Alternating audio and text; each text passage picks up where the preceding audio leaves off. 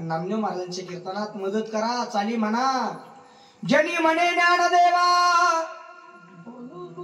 हरी बोला, अभंग अभंग म्हणा, चाली लावा. आणि ज्ञानोबर अभंग म्हणल्यामुळे काय झालं, अभंग बोलता रंग कीर्तनी बनला. अभंग बोलण्याचा परिणाम उद्धव महाराज नामदेव महाराजांच्या कीर्तनात रंग भरला. एकादशीचा दिवस निघून गेला, द्वादशीला पारणं सुटलं, त्रयोदशीचा दिवस निघून गेला. अरे कार्तिक शुद्ध पौर्णिमेचा काला पंढरपुरात झाला आणि तो काला वाटण्याचं भाग्य माझ्या ज्ञानोबाने मिळालं. एकची टाळी झाली कुठं, चंद्रभागे वाळवंटी. माझा ज्ञान राजा गोपाळासी लाया लाया वाटल्या म्हणजे काला वाटला. दुपारचा काला सगळ्यांनी घेतला. सगळे साधू संत वारकरी संत महंत आपापल्या परतीच्या प्रवासाला निघाले. पण 4 भावंड पंढरपुरात राहिले. कोण कोण ऐका, निवृत्तीनाथ महाराज, ज्ञानेश्वर महाराज, सोपान काका आणि त्या तिघांची बहीण चिमुकली मुक्ता. रात्रीच्या वेळाला पांडुरंगाच्या दर्शनाकरता गेले आणि पांडुरंगांना पाहिलं. ज्ञानदादा आळंदीला नाही गेले.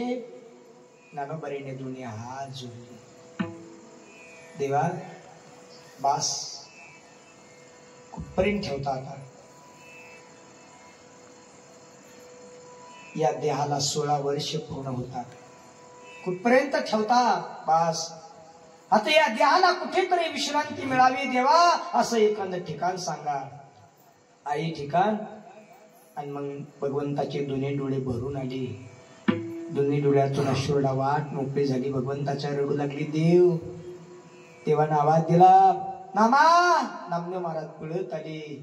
नामाच्या गळ्याला मिठी मारली देवानं.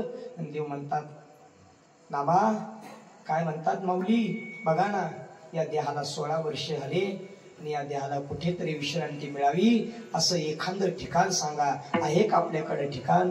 नामदेव महाराज म्हटले, हो आहे ना. आळंदी हे गाव पुण्यभूमी ठाव, दैवताचे नाव सिद्धेश्वर. म्हणून नामदेव महाराज म्हणले, चला. नामा म्हणे देवा हा चला तया ठाया, कुठं विश्रांती घ्यावं या कल्पावर. विश्रांती घ्यावं या कल्पावर. 84 शीतांचा सिद्ध बेटी. चला चला म्हटले की सगळे संत मंडळी निघाली. दर मजल करत करत करत 14 दिवस लागले पंढरपूरहून आळंदीला जायला. कार्तिक वद्य एकादशीला आळंदीला गेले आणि कार्तिक वद्य एकादशीला इंद्रायणी मातेच्या तीरावर नामदेव महाराजांच्या कीर्तनाला प्रारंभ झाला. दशमीचा दिवस निघून गेला.